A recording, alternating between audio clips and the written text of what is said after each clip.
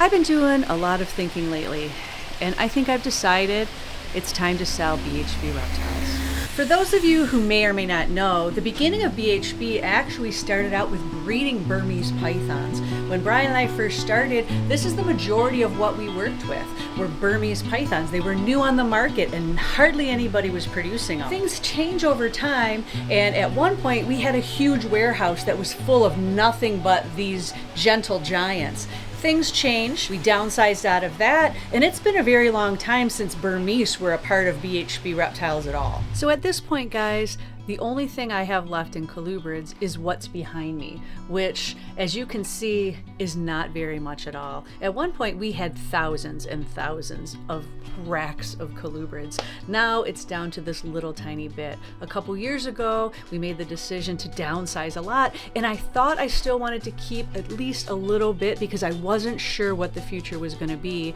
and I didn't want to get rid of everything. But it's very obvious to me now that breeding colubrids for BHB to sell is not really the future. It's not the future that makes sense. I think that I have some things here that if it makes sense educational wise to use for Reptarium and over at Legacy, that's where I'm gonna go. But as far as breeding colubrids and selling that BHB, that's just not what the future is gonna hold. This was a huge project that Brian and I had worked with, and so something like this is something, like I said, that I decided to keep. But at this point, it doesn't really make a whole lot of sense for me to keep. Again, keeping with the corn snake theme, I had some really nice coral snow corn snakes. Man, we used to produce so many of these things, and these are really gorgeous, and we have a really nice line of them.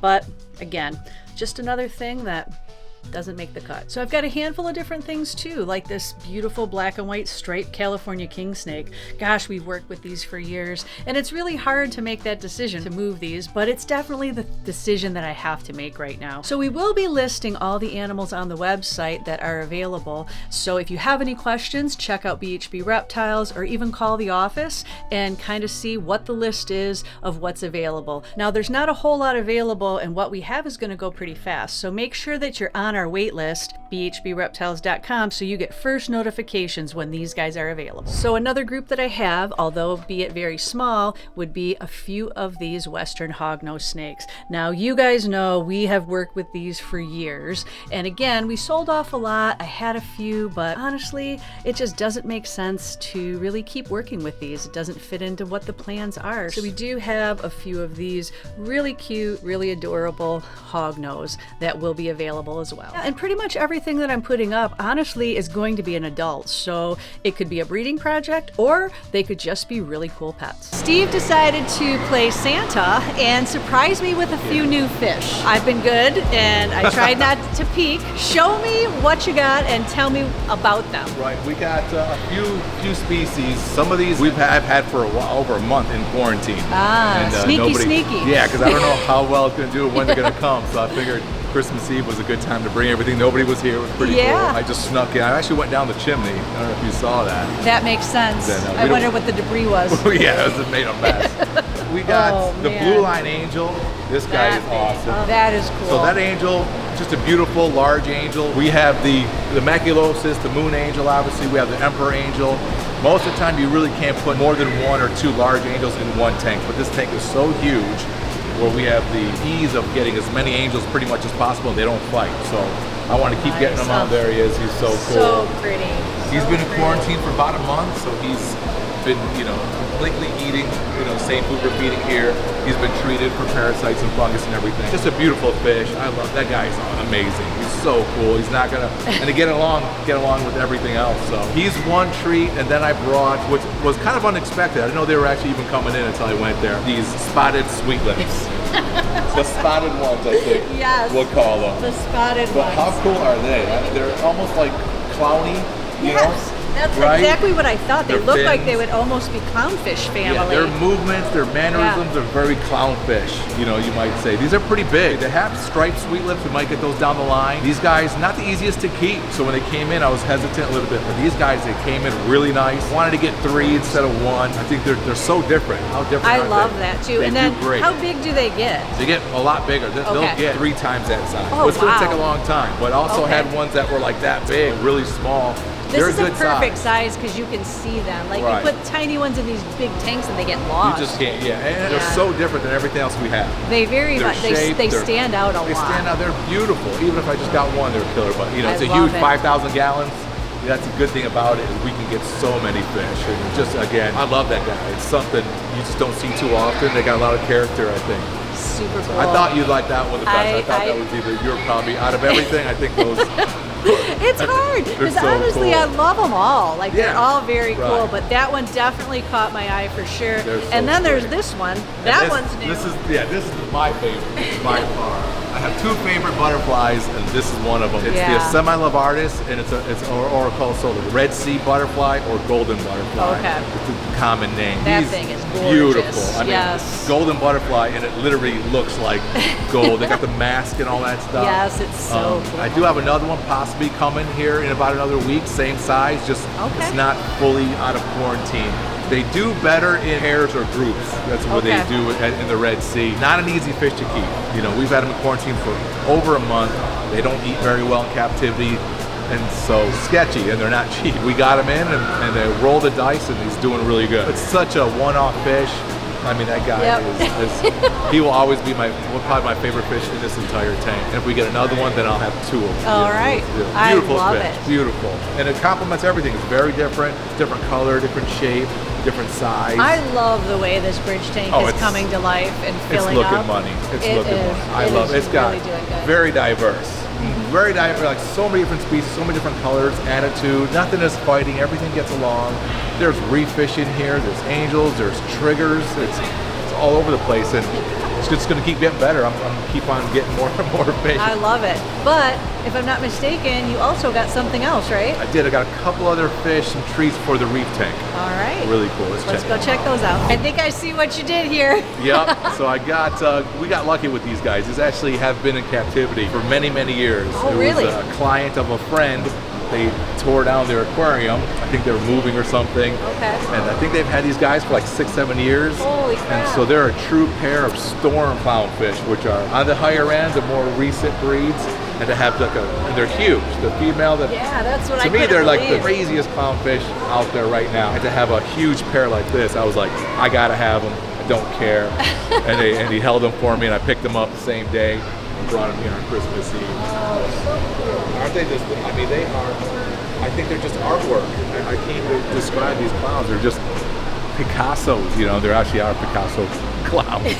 But these are storms, and they're amazing. I never get sick of these guys. They're comical. Their design is beautiful. They're so bright, and it's a true pair, so they're not going to fight. Once we get some anemones in here, they'll probably host and have their babies as usual. That's awesome. I'm sure they're happy going to a 2,000 compared to upgrade? Yeah. Well, these are all captive bred, so there is no they're not from the ocean.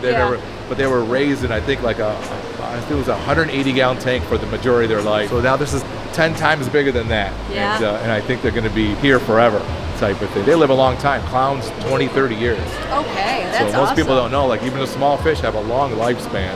That is Clowns awesome. and damsels, easily 30 fish. Some maroon clowns even longer than that. So we have one of those over there. So I couldn't resist. If I had my own tank at home, they would have been at home. Because I could not. Once I saw them, forget it. I'm glad that they're here. I They're love sweet. that. And They're I love really, the fact really that they've already so established and been together so long. I think that's just another amazing addition. They're beautiful. I think this everybody's going to love those guys. They're so sweet. And they're always out in the open. They're not shy. They're great. And we got a couple of jawfish. Check these guys out. There's 3 in here, so we're 2, of course. Those are cool. Just a cool reef fish. Well, you're going to see them all day long. They just grab sand, they sift through it, and you'll see the sand fall out of their gills. So they're not only just an interesting fish to watch, they actually, you can see them doing it now. That's all they do, is they keep the bottom sifted and clean. Really clean. So they turn over the sand. And once there's a lot more coral in here, believe it or not, when you turn over the sand, a lot of microfauna comes out of the sand and feeds the coral. So by nature, this is kind of a natural thing going on here.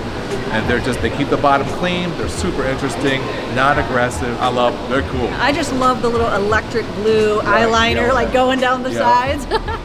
That is so cool. They're cool. There's 3, so I don't know where the 3rd one is. Okay. These guys paired up pretty good, and we'll get a lot of species of jawfish and gobies. There's on their way type of thing, but these guys. Listen, this tank is coming to life too. Like it went from nothing, and every time I look, there's something new. You're just like sneaking them in. Yeah. Well, next month there'll be a lot more. December's a tough month to get certain livestock, so I think in January we're going to have a lot of treats coming in. All here. right, well, that's exciting. I'm looking forward to see all the new stuff for sure. One thing that is definitely near and dear to my heart are New Caledonia geckos, just like this gorgeous gargoyle gecko. We actually have a pretty good sized collection of these, but honestly, it's too big. Even though I'm going to keep a small group, I'm probably going to cut it down by like at least 50, probably more like 75%. Basically, what I'm going for is a manageable small collection instead of an actual breeding business. You know, it just doesn't make sense with everything that I have going on in my life. To manage a breeding facility is really too much. That, along with the market and all of that, honestly, I just really need to downsize this to more of a personal collection that is manageable by me. And guys, there's a variety of different sizes and ages that I'm going to be moving. We've got ones like this that is a beautiful breedable male that anyone would love to have in a collection or even as a pet, to some of the babies that we've produced this last year. So if you're looking for anything pet or even breeding wise, now is the time to check out and see what kind of really cool animals that are going to be going up on the site. Can't talk about new cales without mentioning my favorite of all, Leachianus. So I will actually be thinning that out too, which means there'll be some really cool adults as well as some really cute babies that we produce too. Now, I still will be keeping a small group of these, but again, just a more manageable group, one that is more collection versus breeding. Hey, Lord. What?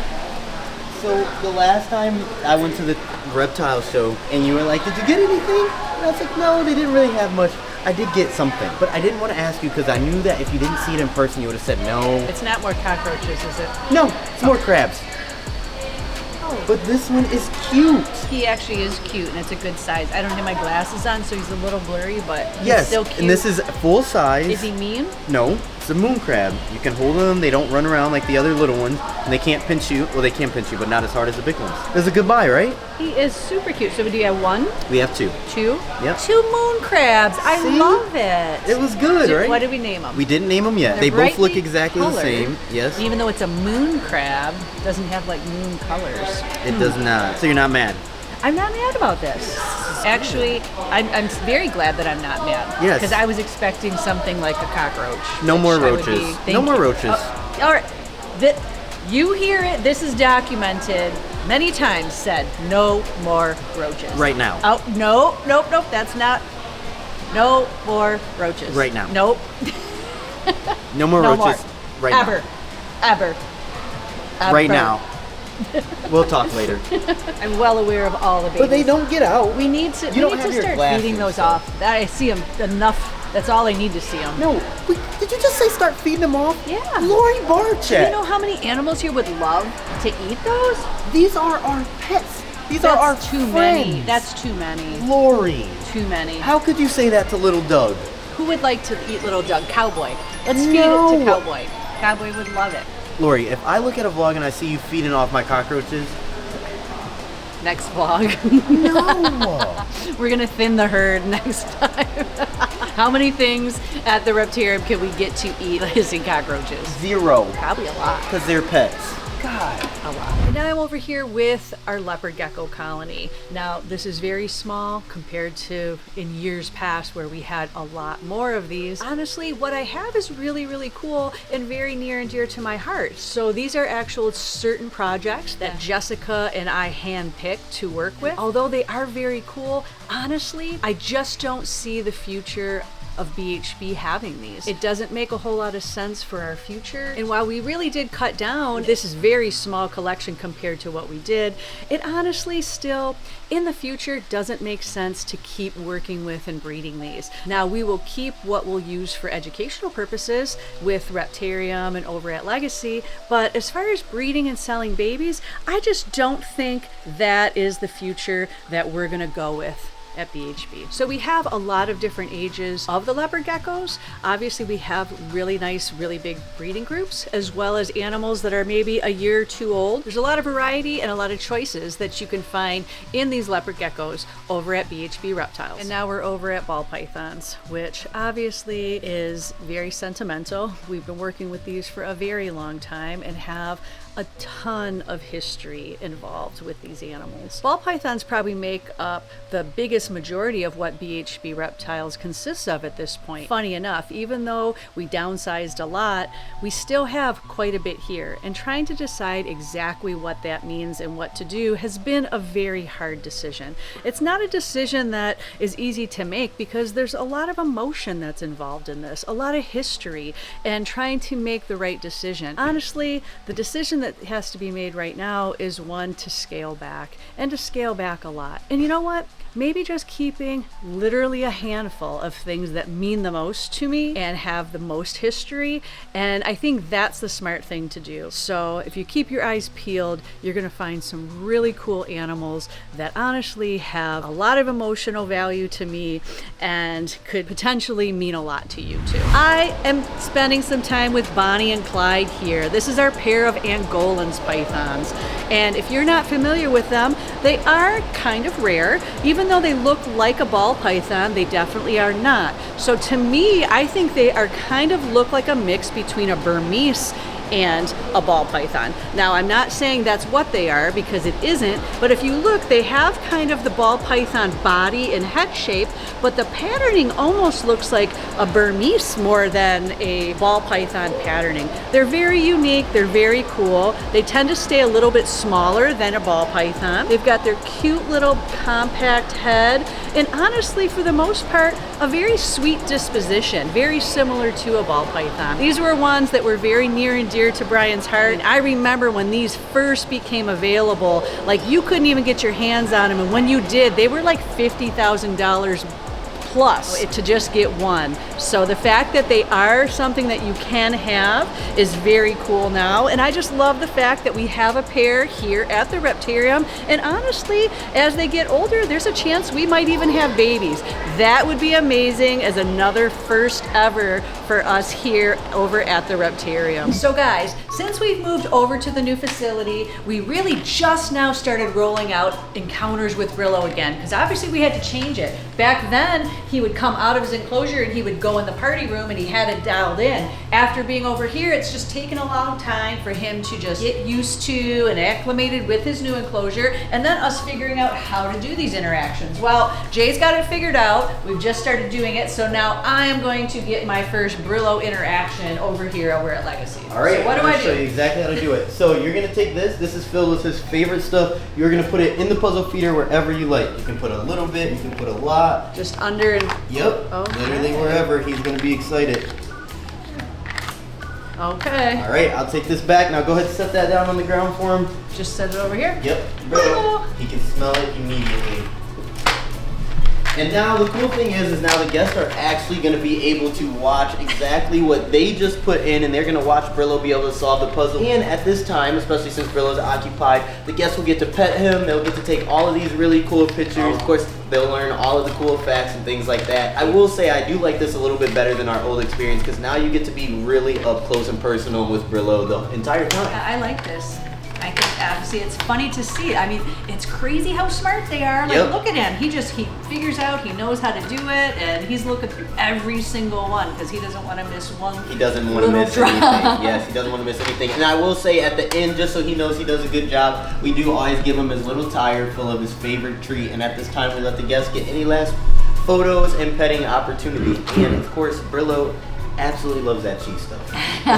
Oh yeah, that was a good find that we found at PetSmart that day. So when you guys are coming to visit Legacy, make sure you guys inquire about the Brillow and all the other mammal encounters. Can't wait to see you guys. Located in Utica, Michigan. Come check us out. See you soon. And now we have the Legacy and the Reptarium, which is a huge endeavor and honestly is our future and our legacy. It's what Brian left us and what he wanted the future to be. And while BHB Reptiles was our first business, we obviously had a lot of others that we did, and it'll always be near and dear to my heart. But honestly, part of being a business owner is moving on and going to the next adventure and coming up with new ideas and crazy things. And that doesn't mean you hold on to every single thing in in the past, which brings me to today. I think it really is time for me to make some really big changes with BHB Reptiles.